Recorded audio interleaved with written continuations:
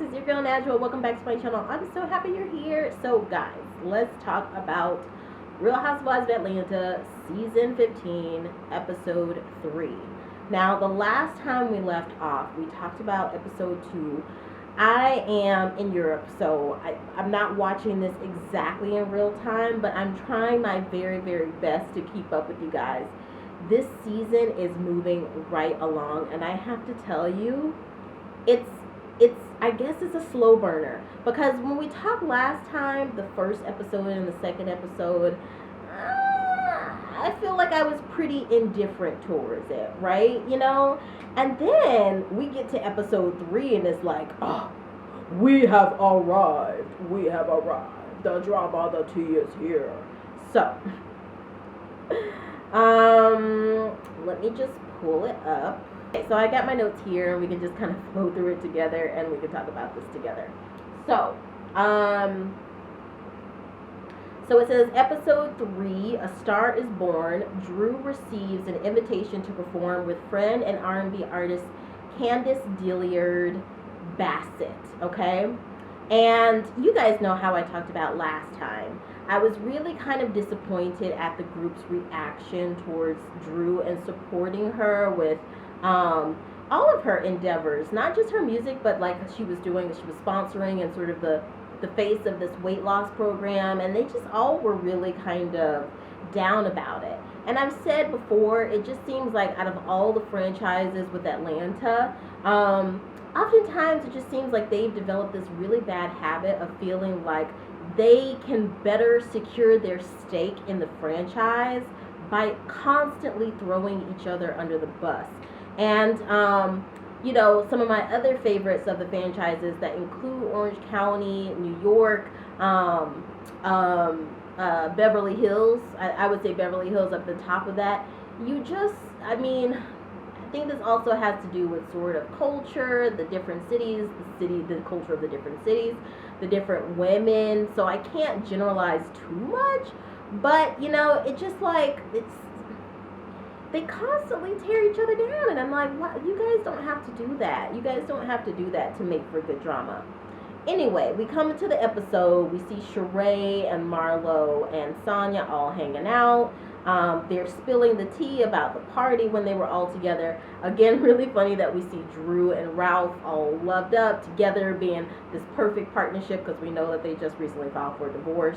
As I've said, Bravo is a divorce baby maker, and I'm just not super duper on board with that. I don't want to sound too much of like an old fart, but I just think that these women get so caught up in putting on these personas and facades for this television show that they forget that it's for television, you know? Like, I just, in general, especially with Beverly Hills, I would say the most, how do you say it?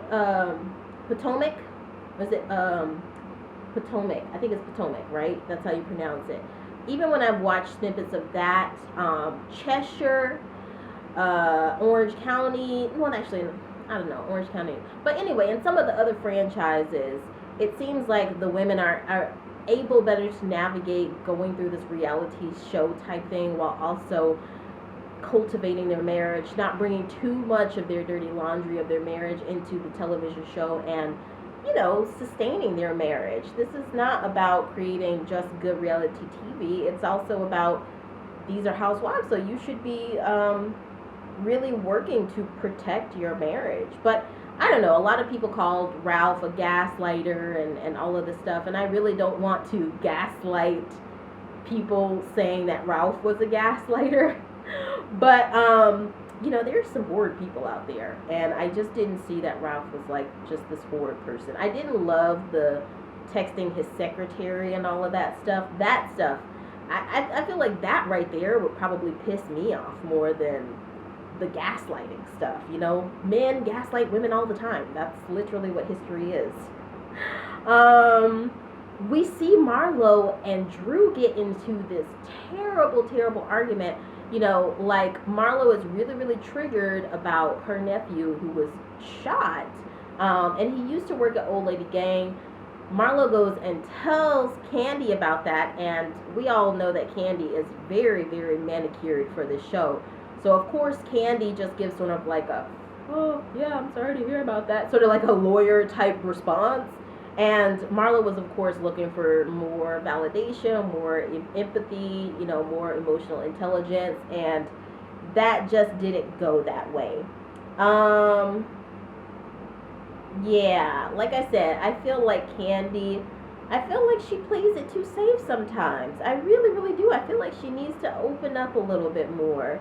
I mean, I know like that first couple of seasons she was on the Real Housewives, it seemed like she was always, because her cry sounds like this, and I feel like we heard that cry so much, and she probably looked back on those seasons, and it was an emotional time of her life, and so she was like, you know, I need to just button this up. But I mean, it's okay. I think in that moment Marlo really just needed her to be present, and she wasn't. And Marlo took that anger at Kandi's response and diverted it to Drew, which was wrong. Because I mean, Drew, I don't think that, like I said, I think that Marlo was projecting some deeper feelings that she was triggered with, and not just even at Kandi. I think it's even just deeper feelings of missing her nephew, of looking at such a horrid tragedy. We have so many things like that going on in the U.S., you know, gun violence and stuff like that, gang violence, that almost, you know, I don't want to say almost anything that anyone could say wouldn't make it better, but, you know, somebody could really come and just give Marlo a hug. I think that's probably what she needed, but I don't think that the women look at this show as just a sisterhood the way that I or Marlo or other people might want to see it. A lot of these women, including probably Kandi, including even maybe Drew, they definitely look at this as like, oh, I need to set some boundaries. I need to, like, you know, do this, and so. But you guys can let me know what you think in the comments about that. Then we have Courtney, who I really, really like. I really, really like Courtney. She comes in, and guys, did you know that Courtney got a 24-year-old daughter? I'm like, dang, girl, you look good. I'm like, I really hope I look like that when I hit middle age. She's connecting with Drew. She's connecting with her cousin Ralph. And then we come back to this drama between Courtney and Kandi. And again, as I've said, I mean, I don't want to gaslight Kandi or anything, but I just think she just puts up this wall, you know, and I wish that somebody could break it down. And Courtney is really, I think, coming from a similar place that Marlo was coming from, a place of just like, hey, we're women. This should be a sisterhood. We should be working together. We shouldn't be working against each other. And the first time that Courtney and Kandi met, as I said in the last video we talked about, I really felt like she was coming from a place of just curiosity. She just wanted to understand why Kandi was talking about her, and, you know, who she was, get to know her and stuff like that. And Kandi was really triggered, you know. So Kandi and Courtney get into it again, you know, and of course, as always, which makes for great tea, makes for great reality TV, you know, it's like that game of telephone. It starts with Drew and Ralph and Courtney, then it makes its way to Drew and Ralph and Courtney and Marlo and Shereé, and then it makes its way to when the whole group gets together, and then there's a big explosion again between Courtney and Kandi.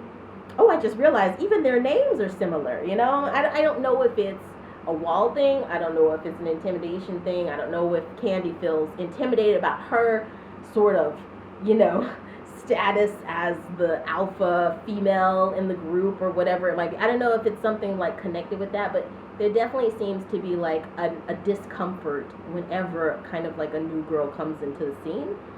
But, you know, we'll see. And they were all pretty supportive about, you know, Drew singing her part in that performance.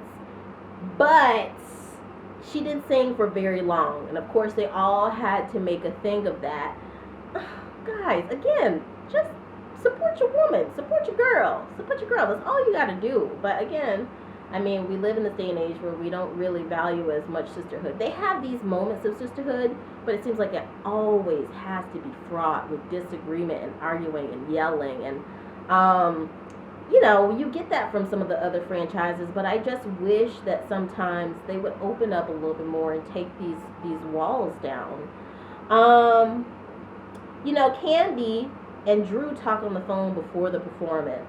And Drew was like, hey, you know, Courtney's going to be there or whatever. And Candy's like, why you even talk to me about her? You know I don't like that bitch. You know, and I'm just like, Kandi, come on, girl. You know, it just like, seems like she was sweeter in the beginning. Maybe just years and years of filming make you really look at this like a job. Like, I ain't got time for y'all. Even Nene, who could pop off in a hot second, when it came to just being there for someone and understanding women on like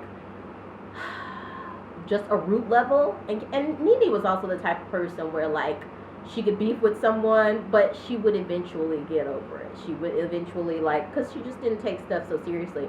Seems like Kandi really eternalizes stuff. And we see that in episode 4, where, I think it's 4, either 4 or 5, where we see Mama Joyce at BravoCon and all that stuff. And I think a lot of Kandi's walls and barriers that she builds up, I think is connected to Mama Joyce. And I see that a lot in Reddit. Everybody on Reddit is like, Mama Joyce screwed up Kandi. But, you know, I don't think it's like just necessarily that. I think that Black American women, especially Black Southern women, a lot of them, that's just the way that they were raised. It's almost like the stiff British upper lip. It's like, you know, life was hard. Life has been hard perpetually for Black women. And some of them just took the stance of like, hey, I gotta be tough. And so maybe Mama Joyce just sort of, and somebody in the next episode said, oh, Marlo must have amnesia or something, because one second she'll kiki with you, and then the next second it's like she's good or whatever. But we will talk about that the next time we come back and revisit Real Housewives of Atlanta. Let me know what you guys think in the comments. What did you think of this episode? I definitely thought it was, I mean, this series so far had been a slow burner for me, because 1 and 2 started off really slow. I felt the same way with season 14. It was like, it started off really slow in the beginning, and I was like, I don't feel like watching this. And then by the time it got to like 3, 4, 5, I was like, oh, snap, you know? So, I don't know. But I would love to know what you guys think. Let me know in the comments. If you're new here, go ahead, hit the like and subscribe button. Hit the bell so you know whenever I post a video, and I'll see you next time. Bye. Bye.